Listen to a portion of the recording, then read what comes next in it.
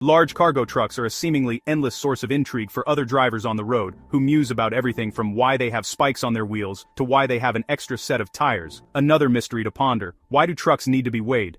According to How Stuff Works, forcing drivers to make a stop on a roadside scale has to do with two things: taxation and safety. States tax goods and products by volume, meaning that a truck's weight when carrying a load informs the tax due by the carrier or owner and operator of the truck.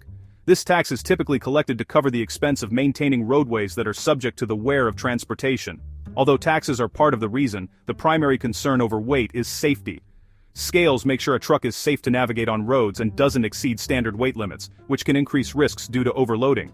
Some highways may not be able to handle excessive weights, which can prompt road damage or raise the potential for an accident. For most areas, the maximum weight is 34,000 pounds, though scales are typically rated for much more than that. Some are warranted to handle trucks up to 80,000 pounds each, at 200 times a day for 25 years. Weight in these systems can be measured, either per axle or gross weight, by an electric current which changes depending on the weight, known as a load cell system, or a bending plate system which measures the strain placed by the weight of the vehicle on a strain gauge. Piezoelectric systems measure voltage to determine weight.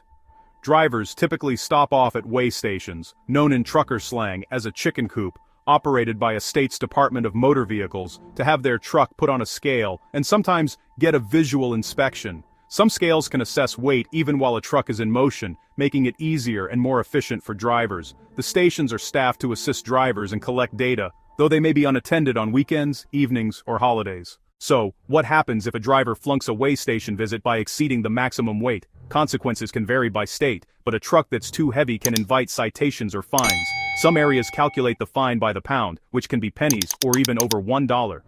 For a truck that's significantly over the limit, that can mean tens of thousands of dollars. If it's so heavy that there's concern it may be unsafe, the truck can be held at the station.